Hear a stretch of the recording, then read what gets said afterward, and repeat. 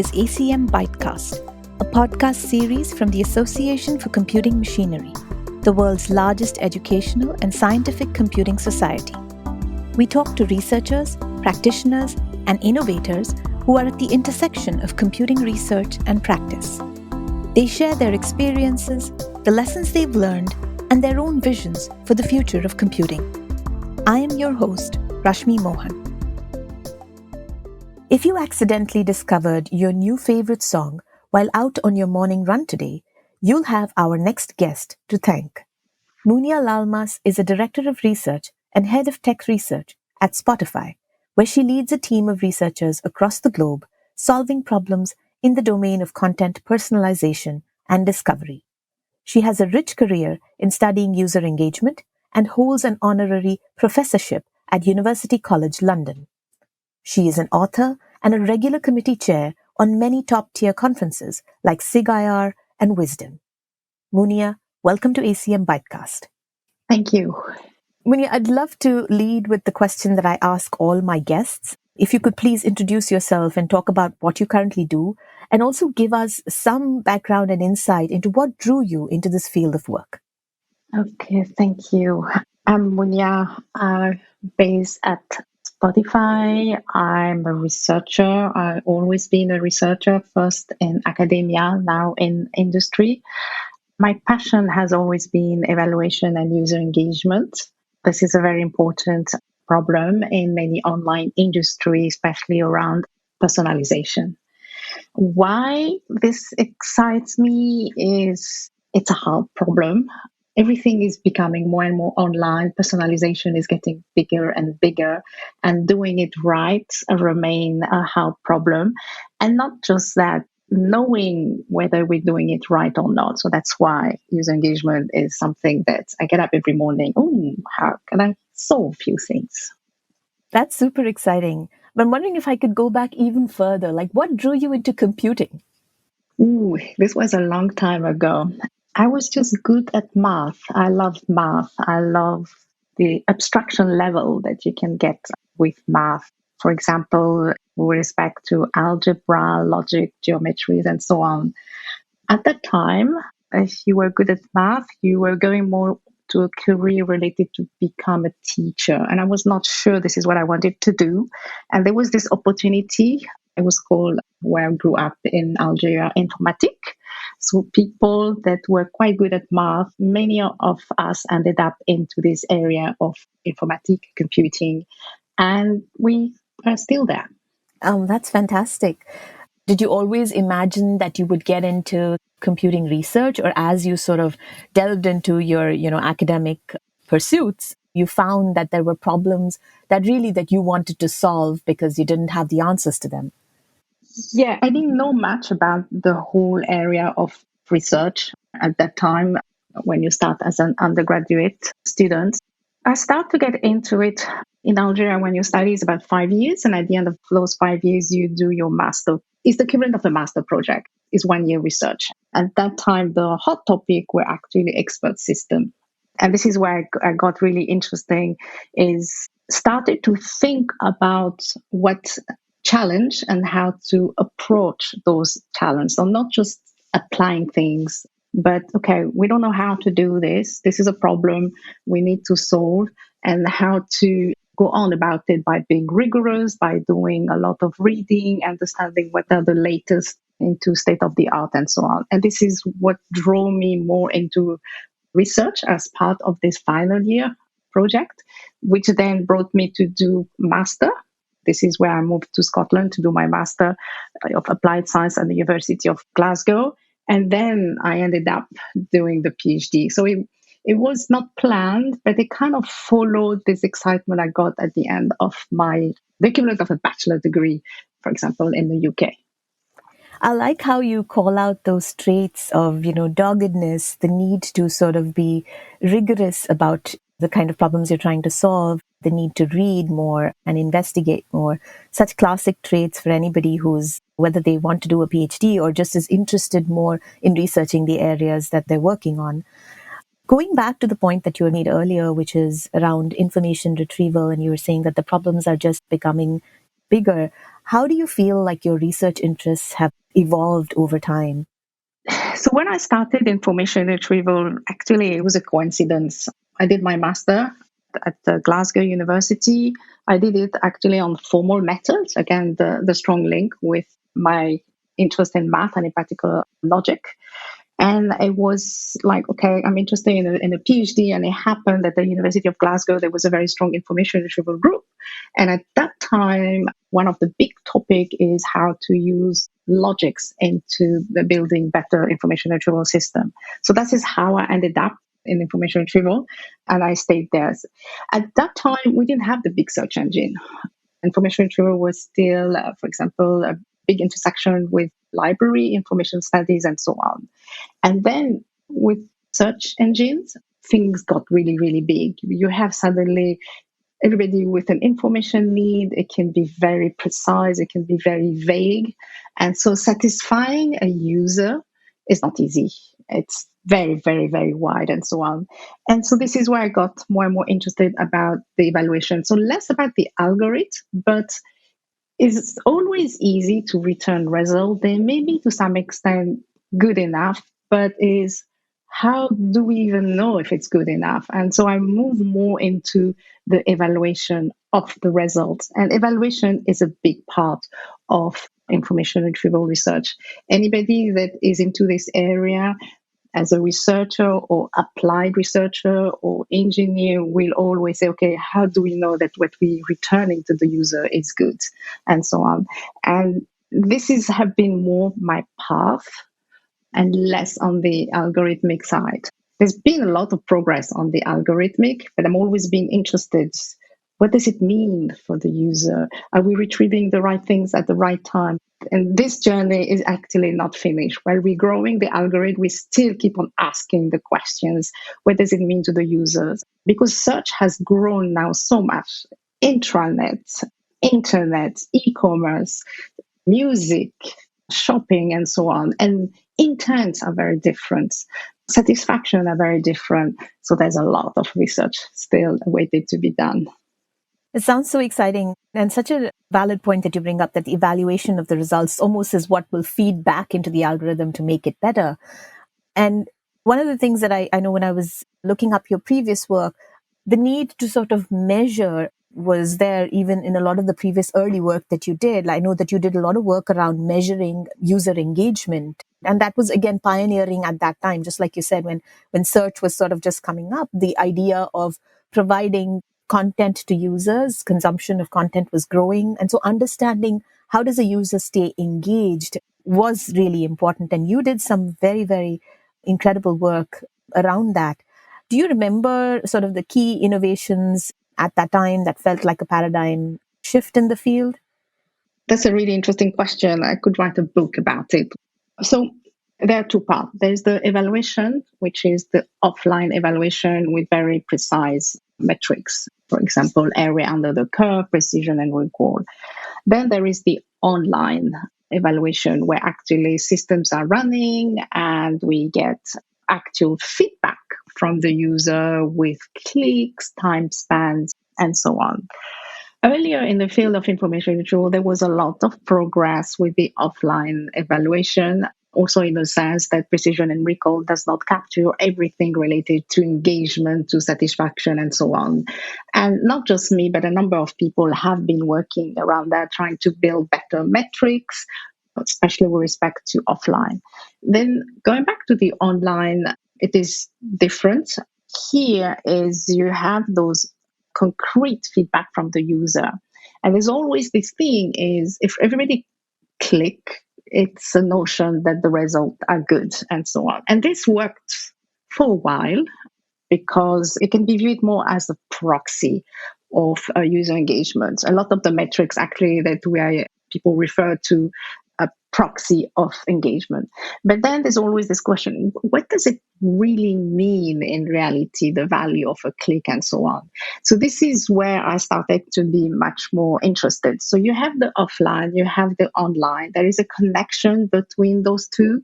High precision does not mean that is going to lead to a long-term engagement. So those are the questions, not just myself, but many people at company and also at university start to really understand the connection. And to some extent, what was maybe the breakthrough is to ask those questions and to not just rely on metrics that everybody use and say, oh, well, I'm doing right, I've got the right precision and so on. So with the breakthrough is just to say, well, actually, what does it mean to have high precision? What does it mean to have high recall? What does it mean to have high click-through rate and so on? And by trying to ask this question, myself and others have come up with maybe better metrics to really understand, well, satisfaction means often user returning. And then if you agree with that, you try to find what are metrics that correlate with this. So it's really the thinking. Another thing that is also important is metrics. When people talk about metrics, both online and offline, they have to be very careful that the task that is being looked into has an impact of what the metrics mean. So, for example, social media, a good metric is people spending quite a lot of time on it, while search, it could be that the people just click on result and spend as little time. If the search results are good, the user find what they're looking for and just leave. So again, this idea of metrics, of evaluation, and so on is very specific to the task at hand. And the field of information retrieval, I would say, was one of the earlier ones to really look at this, at asking those questions. Precision and recall are still used, but we are using also a lot of other metrics. There's this new area, which is I'm not so much involved myself, which is conversational search. What is the metric? What is success? And so on. And being brought up as an information retrieval person, we constantly keep asking. So as long as we ask, we will make progress. Thank you for that, actually, because what you bring up is not something that we may always think about if we're not in the field, which is really the metric of success is different depending on the type of problem that you're trying to solve. And similarly, also looking at the impact that a metric has on what you're trying to solve for. For example, I mean, one of the things that I was thinking about, which I know in the past I've also looked at, is there are so many other dimensions that are changing with how a user is interacting with the service that you're providing, whether that is search or whether that is reading content. What you initially may think of as the mode of engagement, maybe they're reading on a desktop versus now moving over, not now, but maybe a few years ago, moving over to a device like a mobile phone. Suddenly the kind of metrics that you're looking at are very different. You may not get the same signals that you do with a desktop computer in terms of clicks, etc. Do you remember some of those shifts, and what do you see as trends that are changing now in terms of the kind of metrics that people have to evaluate? A big change that is people trying to incorporate when they measure success is user behavior. So, for example, on the desktop, it's very well known there is like above the fold. People don't go below. So everything has to be optimized for quite at the top of the pages or what is visible on the desktop screen. This is not the case on a mobile phone. Scrolling down is much, much more common. So if you just look at scrolling down on desktop and compare this to the phone, if you just compare metrics without being aware those are different user behavior, then you just get completely the wrong results. And this changed a little bit what is viewed as success, for example, when reading news on desktop and reading news on mobile.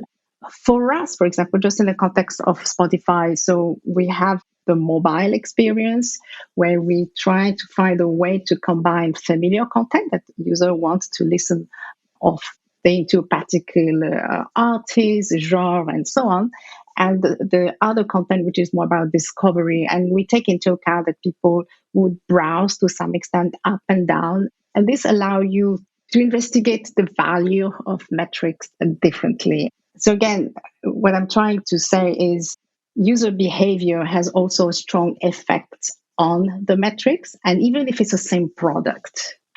And sometimes you may keep the same metric. You may keep, okay, let's just keep at the moment click-through rate, but it has to be interpreted differently, knowing it is desktop and knowing it is mobile or other kind of device. Another thing also, which it's related to, again, some of the work we have at Spotify. So we have playlists. Spotify has a lot of playlists. People go into them. And what is success of a playlist? And we have playlists that are made for people to fall asleep. And some are made for people maybe to do kind of party type environments. So a sleeping playlist success means the user starts listening to that playlist and does not do much. That's the whole point of a sleeping playlist. While other playlists about songs that you may want to use to build a party playlist, there's going to be a lot of interaction and a lot of skip and so on. And this is success. The user is trying to act like a DJ and try to extract some track to create their own playlist. So again, even the same product, but two different part of it, two different playlists with different intent, success is very different. And we are looking into how this is helping actually building a better personalization at Spotify. Hopefully it gives you an idea that there's not one answer. It's user model, the application, and also sometimes going down to the item itself. Absolutely. I think that gives a lot of clarity, right? And the two things that you said there that I'd like to sort of maybe talk a little bit more about is one, of course, you're talking about personalizing the experience for the user, understanding the user's intent and possibly the context in which they're using the product. And one of the other things that you said, which is in some cases you are trying to optimize for discovery, and in some cases you're trying to optimize for surfacing maybe new content. How do you strike a balance between those two? That is a good question. That is what we're working every day. So there's various ways. Again, I'm talking about work we're doing at Spotify, not just research. A researcher work with engineers, product manager, designer, and so you can organize, for example, the front page in a way. This is for discovery. This is for the kind of things you're looking to do now. So that is one way you try to understand various needs.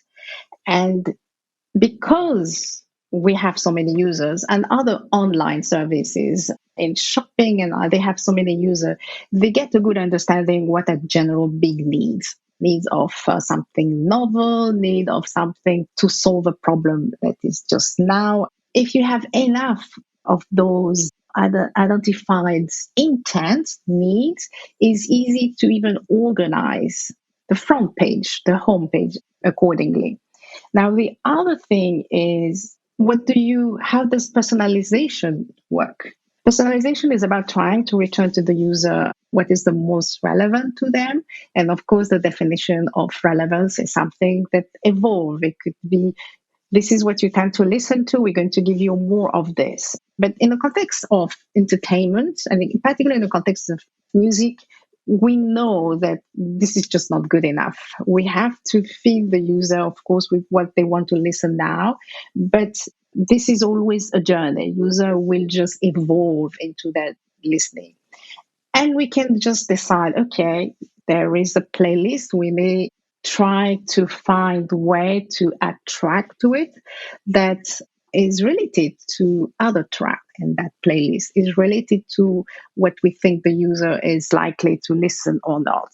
And then you get signal back. Did it work or it didn't work? And then from there, you can build better algorithm. It's a mixture of what is called in the bandit area, kind of explore exploits, although the definition there are a bit more technical. It's like try to provide to the user what they need now, but try also to show other things. And it could be something as simple. Maybe 10% of the time, I'm going to give to the user something that is a bit different. And from there, you start to get some signals. Does it work? Does it not work? And then you can build also better algorithms to incorporate those signals back. It's an exploration by itself. In the context of music, I think we are lucky that many users are on a discovery journey. They change into what they listen. They may listen to something quite a lot now, but at some point they will want something else. So I think we have more room to push more discovery. It doesn't mean it is easy. It's not just, I'm going to give you something completely random. No, it's just to find the right level. We're also trying to understand how are users ready to receive more different diverse content. Some people are just pretty happy to listening to a particular type of things, and this is perfectly all right. Some people are more open, and we can look into this by just looking at their listening behavior. Do they listen to very diverse sets of, for example, genre and so on, or is it very, very specific?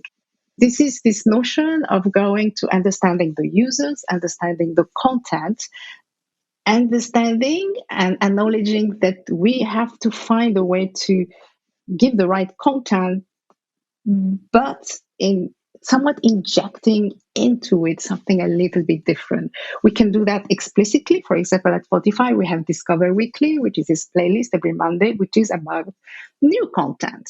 Or we can do it by what the user is listening. Okay, maybe having some track or some song that are a little bit different. They haven't listened to that particular artist, but is close enough to, for example, what the session is about. So we try those various ways and we're learning from that. And again, at the end, those are signals then we take back, understand, fed back into algorithms, allow us to build better algorithms and so on. It's funny because I heard from, of course, I have teenage daughters who use Spotify and they absolutely enjoy it. And you're often touted to be able to, quote unquote, read the mind of your user. And what you're talking about is incredible because it seems like a lot of the work you're doing is really to understand what does my user need and providing them that. And also, like you mentioned, music is probably an area which lends itself well to a little bit of exploration and discovery. But this going back to this idea behind reading the user's mind, it feels like Spotify is able to give the user what they're seeking at that time. How do you achieve that? Like, I mean, is that a very conscious mission that you are sort of using as your North Star as you go down your, paths of research or product ideas?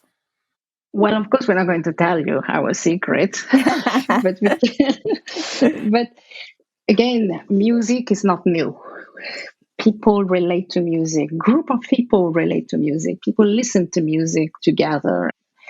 We have editors that are expert in some particular type of music.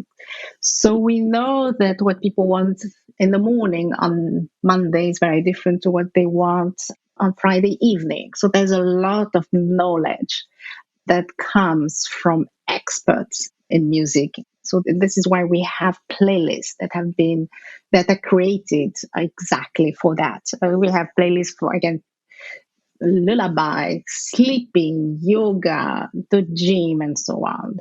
And working with experts, they just know what they're doing. Now, the second part is imagine a playlist about happy music or sad music. What makes me happy may not be what another person feel, oh, this is a happy song or this is a sad song and so on. And this is where the personalization come into account. So from this, oh, this is sad music, this is happy music, this is running music.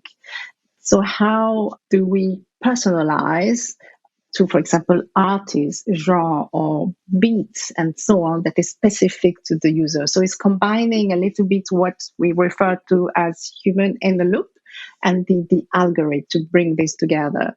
And by doing this, it looks like we're reading the mind of the user, which is good. Yeah, that's great. I mean, I like the phrase that you say, human in the loop, and to bring that extra level of sort of intelligence into these recommendations. So, in terms of personalization research, Munia, what are the common computing problems that you're trying to solve, or what maybe the industry is really looking at right now? There's a number of them. And for example, a lot of algorithms are not yet scalable. So we may come with the best algorithm, whether us in the research or in academia and so on. And then it has to be scalable. Users do not wait much for a search result. And so there's this notion is it's really, really, really good algorithm that works really, really well. We need to make it scalable. And by scalable is also to be reactive. It's like, okay, suddenly we have a lot of signals that are a little bit different. How does the algorithm react to it? So this is also the aspect related to the scalability.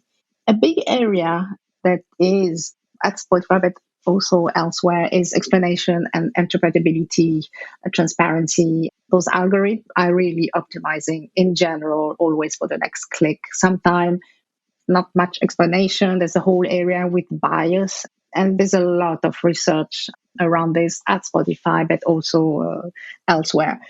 By just letting the algorithm running on their own, there's a lot of problems happening, and it's important to address them. The other thing, which is a little bit related to this, is to move from, again, I'm talking a little bit more machine learning jargon, is what those algorithms are trying to do is to optimize for a metric, for an objective function, tend to be like click-through rate, just the click, optimize for the next click. And it's very, very well known that this is good for the moment, but it's not good long term. It's a hard question. How do we know that what we're trying to optimize for now is good long term? So some of the research we have done is people that have a more diverse listening tend to stay longer, for example, on Spotify. So it's important for, again, going back to this discovery. So it's not just about optimizing for the next click, but it's optimizing for the what we call the long-term user satisfaction. And we're not there yet, which is kind of exciting because this is often also going back to my passion, which is metrics and user engagement. And at Spotify, how we are proposing to go into this is to rethink how we do the optimization.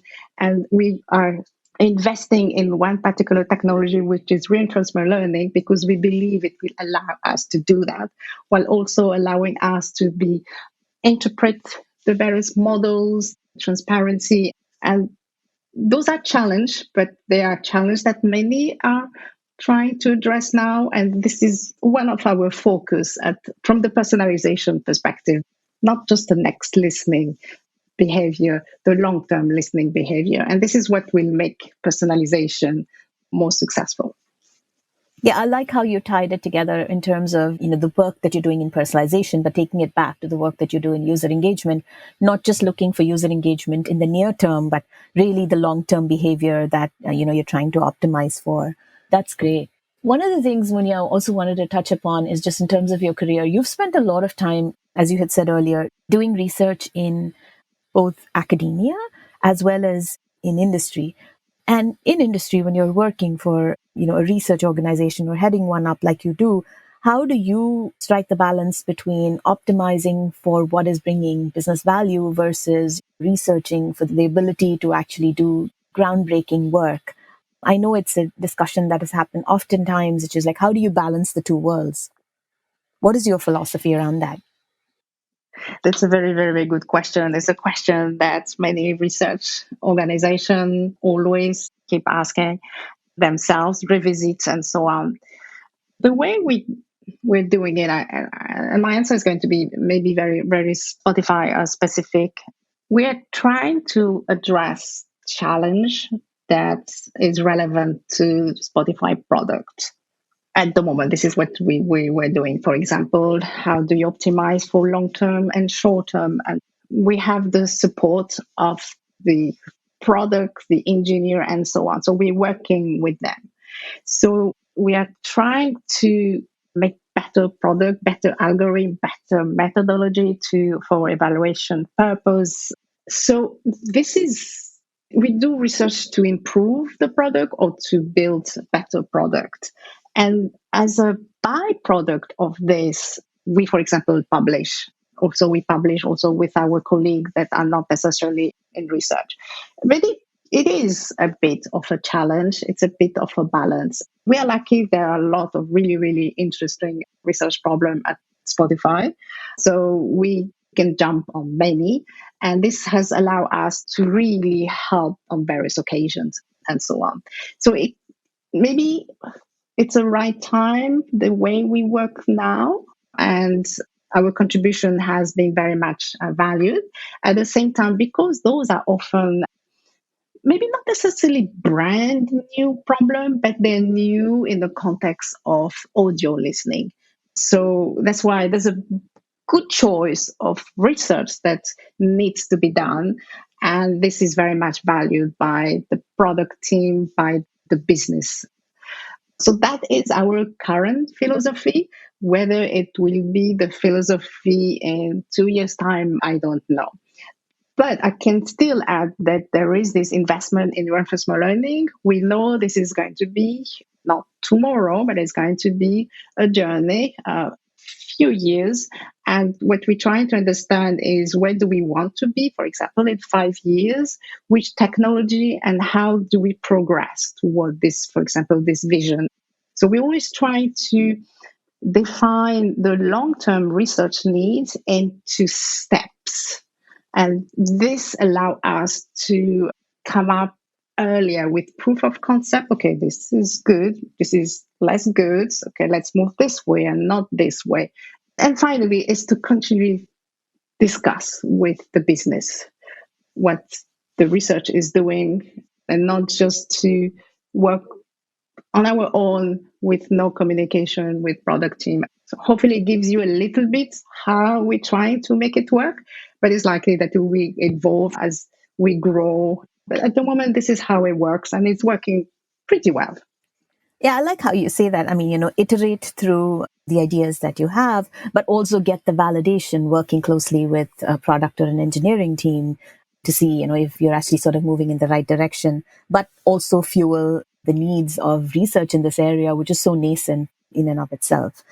But I know, Munia, that one of the other things I wanted to definitely talk to you about was you have a lot of interactions that happen, in the community overall, right? You do participate in conferences, you're on various committees. One of the things I read about the work that you've done around the initiative for XML retrieval, you co-led that project. I'm just curious, why was it important for you to do that? And what do you think is the value that you get from these industry sort of engagement and participation? So this is going back to me, information retrieval researcher interested in evaluation. Evaluation is very big again in information retrieval. We have the track initiative, which is like every year with a number of tasks, people building test collection, how to evaluate and how to compare approaches. So we know how everybody or how the state of the art is advancing in a number of areas.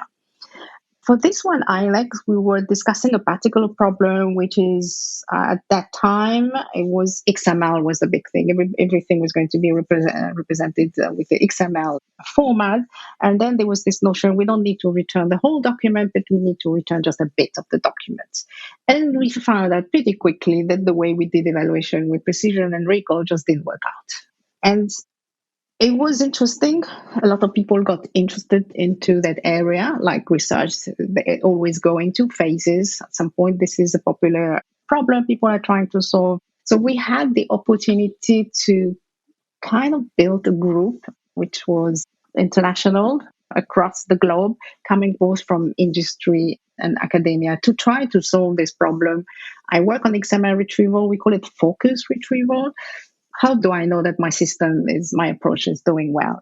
By doing this, help us really to make progress together. So it was not one person deciding that's the way to do it, but it also allowed to build a strong community among people interested in a particular research area.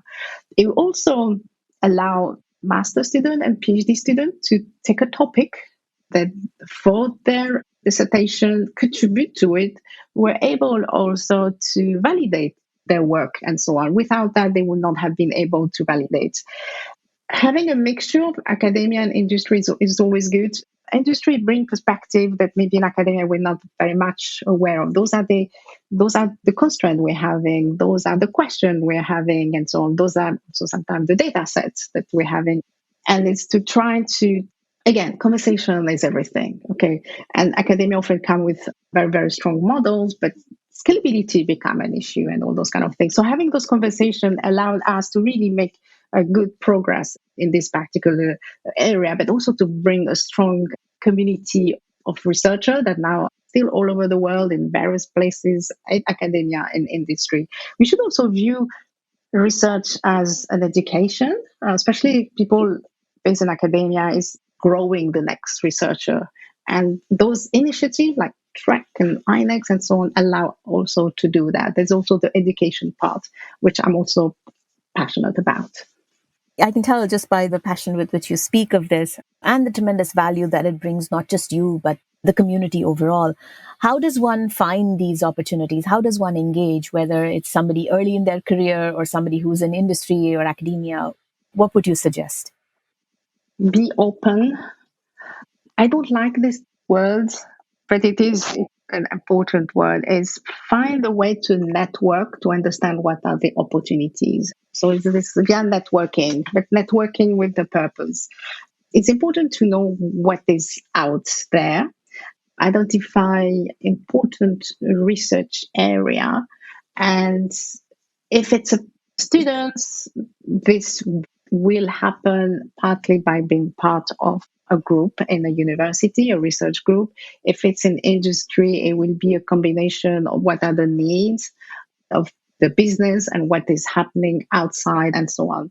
So again, it's go back to this conversation, ask questions, attending important events like some of the conferences, and discuss and discuss and discuss and discuss.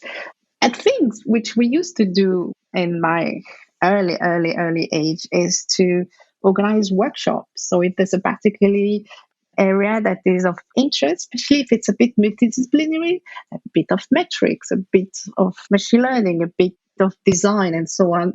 Organize workshop around this, because then one can bring expert and really also start to build an understanding of what one can do for the career, maybe the next 1 to 3 years or longer term, and so on. So again, there's a lot going back to this conversation, talking to people, and organizing workshop is a great way to really learn a lot, because also it pushes us to do this networking, maybe in a more constrained way.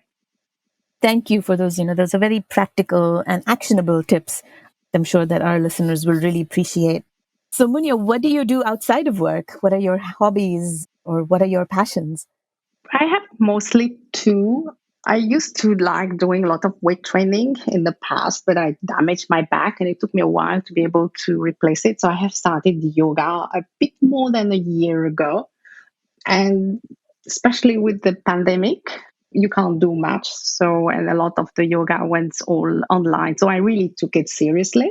And this is becoming a hobby to the point I'm starting reading books about the value of yoga. And it's both about the actual yoga exercise, but the kind of well being, spirituality that comes into it. And people who knows me know that I really like Prosecco. I won't call it as a hobby or a passion, but it's something that I like very much. That's great. And the part that you bring up about well being, so important in these times, especially. This has been an excellent conversation, Munia. For our final bite, I'd love to understand what are you most excited about in the field of personalization research or information retrieval, the areas that you're interested in? What excites me is, so you have information retrieval, you have this whole area, which is very related but still different, recommender system. You have also voice, how people now interact with online system. If you put this into ecosystem, so personalization is very much about the user. User has a need, or user wants to get things done, or want to listen to something, and we forget the content provider. And for example, in the context of Spotify, are the artist, and so that's what I call the ecosystem. And all this, it's all related to what I refer to downstream interaction. Interaction is not just a click, it's a relationship in the context of at least Spotify, but it's also elsewhere between the user, a user, and content. And there's various ways. The interaction is evolving. We have now the whole area of conversation. And so it's like now it's we're trying to not evaluate a click or an approach. We're trying to evaluate how users interact with content in during the journey. And this is just fascinating, because success is not just now, it's a success of a journey. And I'm looking very much forward, and I'm already starting to look into this. Is what does the success of a journey mean? And this is super, super exciting, at least for me. I think what you say is relevant, of course, in the field of personalization research, but overall as well. There's so much depth to that statement, success of a journey.